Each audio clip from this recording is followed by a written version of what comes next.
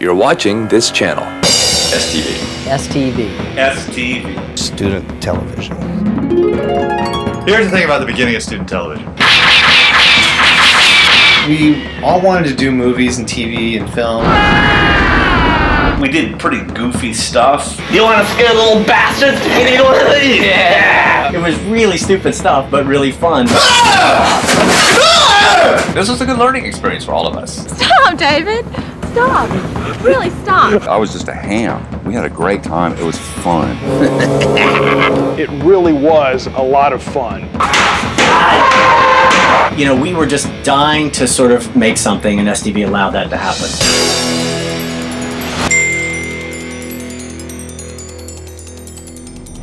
STV came along when a lot of us really needed it most. We were deeply frustrated with the classes we were taking in the RTVMP department. The RTVM department promised a lot and delivered nothing. I remember looking through the course guide and everything, and there were courses about, you know, studying the different aspects of filmmaking and sound and getting to make your own movie and everything, and that sounded great to me. But it became obvious, I think, pretty early on at Carolina that the RTVMP department was not what I was led to believe it was going to be. It was as useless a department as could be. They tend to get in the way more than they even were inert. We found out they had all this equipment that the students were literally not allowed to use. Even just the idea of talking to one of the teachers about getting your hands on a camera, or even looking at a camera, or the editing deck, you were sort of scorned and kind of brushed away or said, well, later. So no one was getting any hands-on experience with that department. It would never have occurred to me to start a student television station. And that was a great thing about John Wilson and the guys who actually started STV, Tim Sullivan and David Leventhal and Walt Boyle, and those guys who kind of discovered, hey, there's this university cable access channel with nothing on it. And they went to the university and said, oh, well, yeah, you guys start a student television station. You can do that. So that's what they did. They started with one camera, one editing deck, and let kids learn on their own. And that's what was so kind of amazing about student television, is that there was some equipment and we could use it so you could actually do something, see if it's any good, and try to get better. Listen, I'm in a hurry. We do it for a lobster. I was always interested in comedy and stuff like that, and I had been friendly with John Altshuler and David Palmer. When STV was starting, Dave introduced me to John Altshuler. I do remember us meeting in the pit and talking about this idea. What kind of program would you like to see on student television? Well, a cooking show would be nice. Anything but a half-hour comedy show. So the three of us thought, well, let's go ahead and do a sketch comedy show. We show you our grand showcase of fabulous prizes, and you've got 30 seconds to point and wave. Every prize you point and wave to, it's yours to keep. We had this goal, we were going to make all these different episodes of the half-hour comedy show, but it was hard. And because we had standards, but also you ended up having to pay for things. The terry cloth bathrooms, the food processor, the trash compactor, the stereo chair. Part of the problem too was there was hardly any equipment, so you were fighting for, there was one camera and maybe one edit machine, so you're always fighting for time.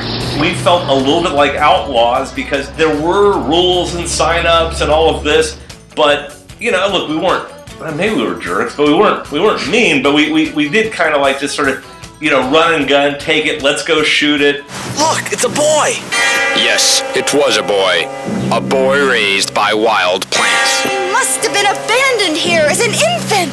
Yes, and the plants have raised him as one of their own. Just going out and finding the places to do things and the people to help you and then seeing it all come together was a very rewarding process. It's Friday! It's Friday! I can't believe it's Friday! I can't believe it's Friday the 13th! Friday the 13th, the stage musical, was just a blast. We wrote it, and the songs are kind of catchy, and it's funny, and it's stupid, but this is where STV was so useful, in my mind, is you learn by doing. Good evening. I'm David Palmer.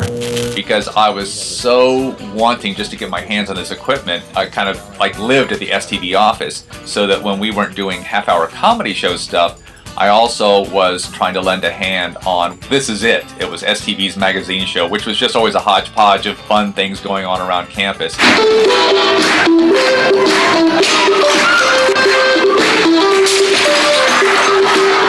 And that was also how I simultaneously started working with Peyton Reed, because he was asked to host some segments, and so I would go out and shoot and cut those segments. Accessories $2 and $5? This isn't TJ Maxx. It's not Sears. This is Benetton, the international clothes store that's just hit Chapel Hill recently. Come on in! It was really stupid stuff, but really fun because, you know, we were just actually going out and making stuff. Even really remedial stuff like the host segment. Hey! Remember that mime segment we promised you? Here it is! And also, a lot of the group that I know who ended up working at STV were filmmakers. Don't forget! Student Film Festival! Food! Drinks! Film! Directors! Run away! And we had already come from a background of, on our own, making silent Super 8 films. So STV was where all of us filmmakers could then take our silent Super 8 films and transfer them onto videotape. We realized we could shoot the movies on the wall, videotape them, and then add music. And then air them on student television.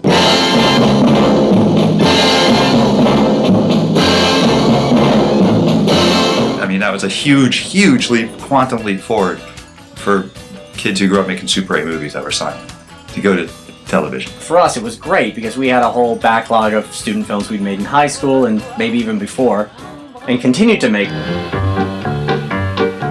I had been at North Carolina State and had made a bunch of short films by myself and with this other friend, Dimitri. And there was no sound, it was very sight gag driven, and because student television had sound, we were very excited about that. When we started all getting to know each other and working together at STV, we did a Halloween special, which was mainly just all of our bloody student films, just like cut, one after the other, with John Altshuler and Dave Krinsky providing interstitial moments for some of the films. I hear that David Palmer might have vampire's blood running through his veins. And I might one day be a grad student. That is scary. And then I went out and shot some host segments on the 54 bypass. So settle back with some candy corns, check those apples for razor blades, and enjoy the next 40 or so minutes of fine video programming. David was working with Dave Krinsky and John Altshuler on the half-hour comedy show. And I knew all those guys by this point and loved watching those shows and probably had a certain level of envy about the shows. Like, they're making a sketch comedy show. I want to do that. And I'm sure at some point I voiced that to David because John Altshuler and Dave Krinsky were graduating. And it was like, well, let's do another version and let's get a different group of people together and do it now. And we're going to call it World of Fun. World of Fun? I think all of us were really into sketch comedy at the time. We were into Monty Python, there was Saturday Night Live, Second City TV, and Steve Martin. David Letterman had only been on the air for like 2 years and was doing a lot of very bizarre things that you could easily see you could do yourself because they were all just based on like doing something goofy with what was at hand. Got me again, Frank. Come on, let's go one more time. No, I'm pretty tired. Come on, how about for a Michelob Light? Okay, you're on. I was really into these, Saturday Night Live parody commercials. I just thought they were hilarious. And so I just said, let's go out and shoot, like a beer spot. When I look at that, I think of how far ahead we were with special effects. I had like really crappy makeup and I just wanted to have some fake blood and just get beat up. I got my inner anger out by just pummeling Grady throughout that whole piece. Never played like that before. Never played for Michelob Light.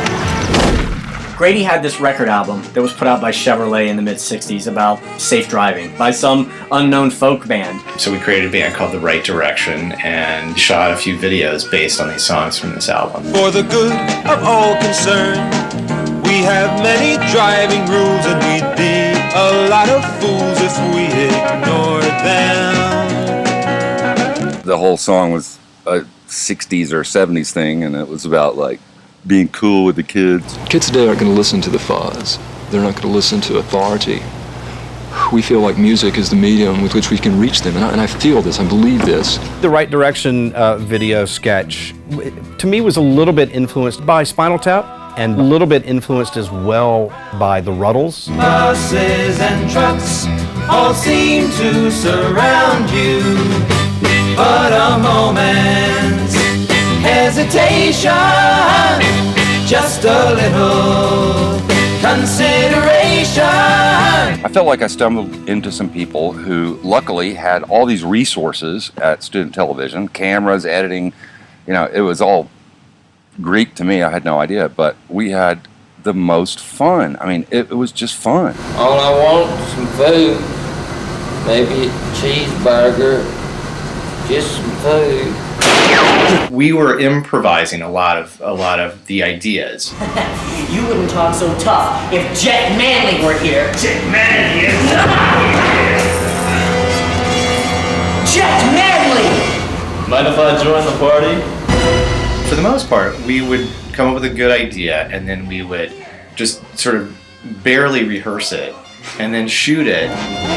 They asked me to play a news reporter in one of the sketches. Hi, I'm Tim Sullivan with Channel 6 News. Which was very interesting because very quietly, I didn't even want to make it public. It's what I wanted to do for a living. Colin looked like a news reporter, and we all said it. And I was like, man, you should do that because you're not smart, you're not socially adept or anything. You should be a news reporter. And now he is. No. We were going to graduate in the spring of '86, and we wanted to do one more World of Fun, and we really wanted to go out with a bang. So the idea came up of like, let's not just do a half-hour sketch show, let's do like a whole self-contained half-hour story. And when are we going to find the time to do it? It's like, well, what about spring break? We actually thought, what if we take all the STV equipment with us down to Florida, which was a huge violation. We actually had to go in under cover of the night. The studios for XYC were in the student union. And one of us, it may have been me, was a DJ at XYC, so we left that door open, which allowed us to get into the student union, and then someone else may have coordinated actually having the STV offices be open so that we could get the camera gear and some lights and tripod. So we took all the equipment 600 miles down to Central Florida. When we first got the equipment down to Florida, we didn't really know what we were going to do, so we just were taping ourselves. We're going to do a couple of Spring Break '86 tunes from the World of Fun guys. Happy spring break. While I was there early on, we were playing music and out on the deck of David Palmer's lake house.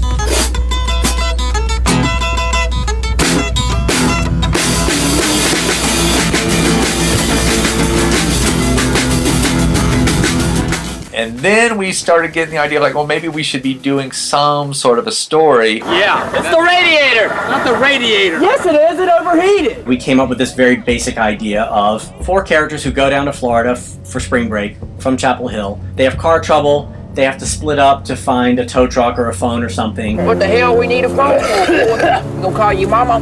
Hijinks ensue.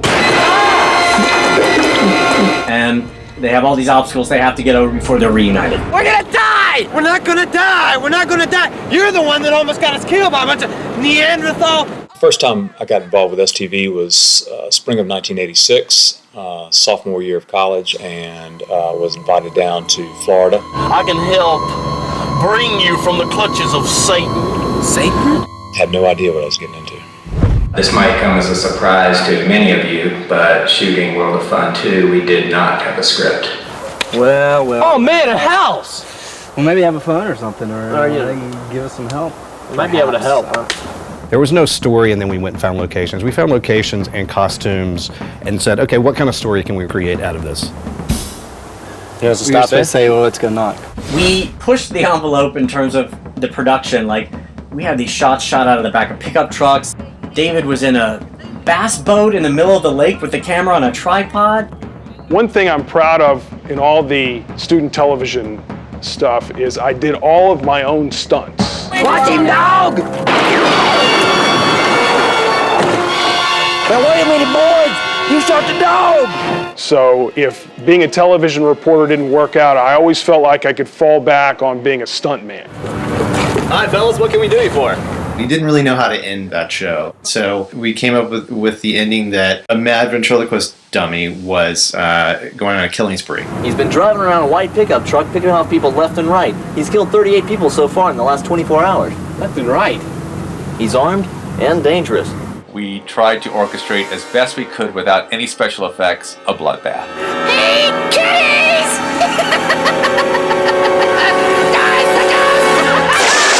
That sequence was really elaborate because you have to remember this is the 80s, before nonlinear editing. For those of you who are technical minded, you couldn't just kind of go in and open up scenes and change. You had to cut linearly, so that in that scene when every flash of the gun happens, David would cut each one of those things, and it was really elaborate. But we were really proud of that show. The fundamental thing about having access to that equipment and being able to make the stuff was, in the back of I think all of our minds was like, could we do something like this for a living? Could we actually be involved in making movies or television or radio or music or something like that? And you don't necessarily know the answer to that question until you have a chance to do some version of it. Just to enjoy the process made me realize that, oh, that's the kind of writing I would really like to do. And the rewards of like having other people enjoy it, you know, is heady as well. And I think it kind of gave us all an idea that maybe there was a career, you know, out there in the world for us. STV created the ability for us to kind of go, oh look, we can do this. We can do things that we think are genuinely funny, and we sort of executed it. We showed to other people, like, oh, that's funny. So we decided, all right, well, let's try to go out to California and try to make it. It feels in a way like college has continued out here, and in large part, it's the STV group. What we learned in that moment with STV, we took with us, not just in our heads, but actually in our bodies.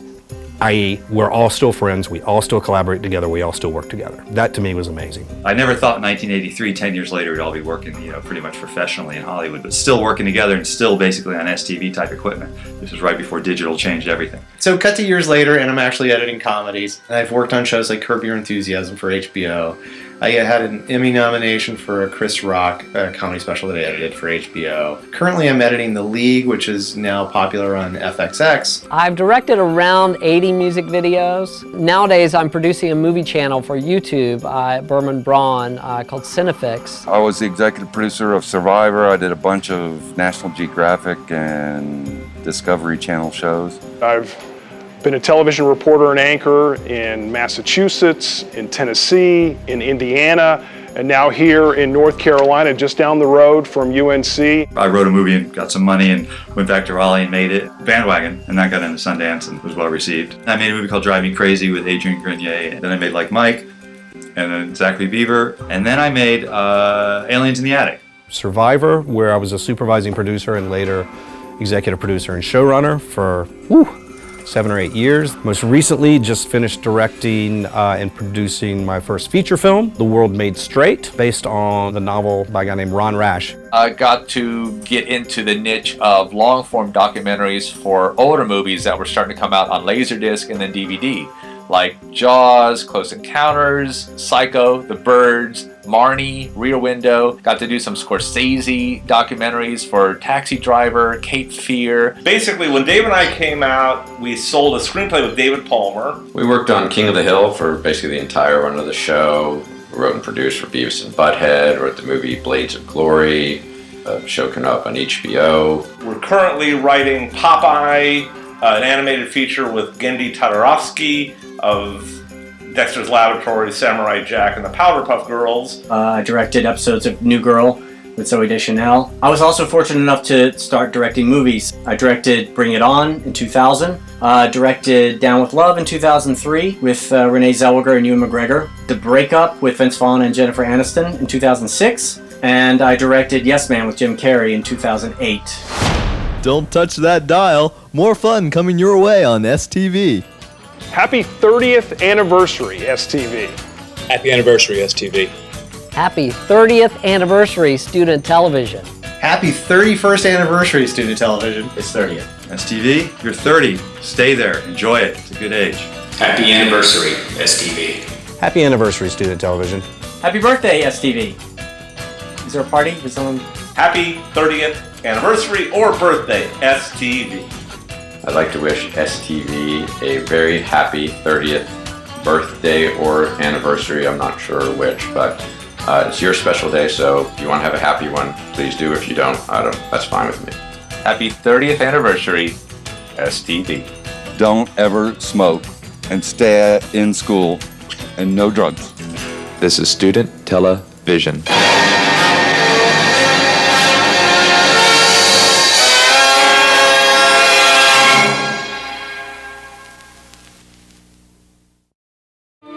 Edited entirely by David Palmer.